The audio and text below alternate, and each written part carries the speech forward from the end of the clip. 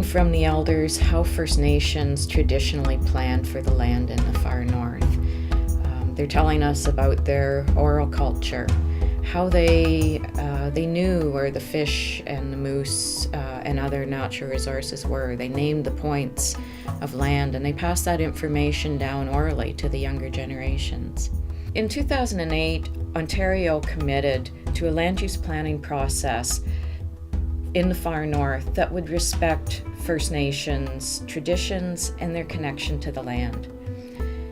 Community-based land use planning is a joint process with First Nations in Ontario, and it's really built around respecting First Nations knowledge, their perspectives, their connection to the land, and their natural conservation laws. The Far North Act puts that commitment of Ontario into legislation. Community-based land use planning is a process to describe how land and water will be used in the future. Generally, plans identify areas that will be dedicated to protection, which includes traditional uses such as hunting, trapping, and fishing. And the plans identify areas that are suitable for economic development, such as forestry, mining, and renewable energy. In all areas, we must provide protection, as traditional use does. Once a land use plan is in place, activities on the land must follow what the plan says. Development can only happen in areas where it is allowed by the plan.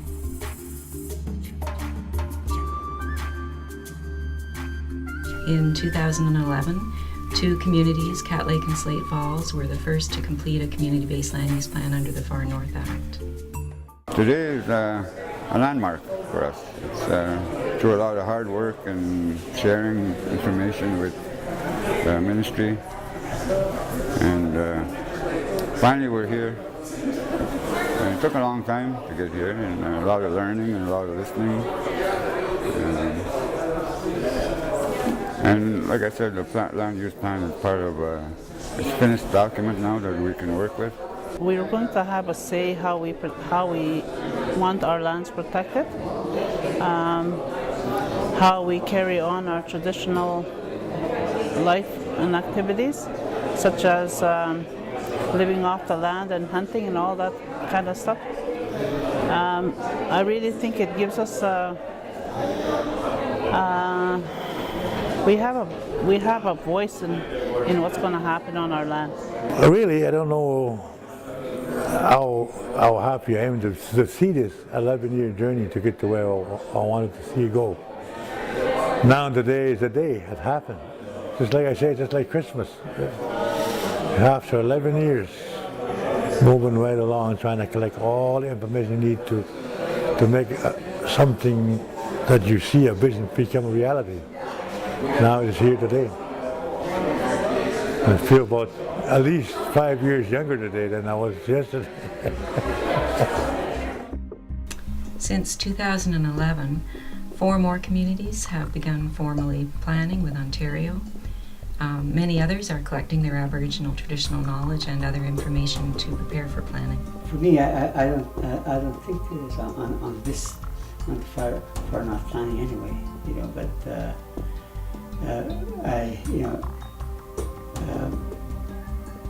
the way I see it is that we really don't have any choice. We need to do this.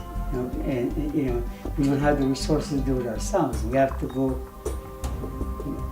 to where the resources are in order to do what needs to be done. In order to create a land use plan. And it just so happens that the government is involved in that too. They may have different agendas, all right, okay, but in terms of land use planning itself, it's the same agenda. You have to plan out how you're going to use the land into the future. That's what they were involved in. That's what we should be involved in. And for that reason, we should take advantage of what's available to be able to do it. That's how I look at it.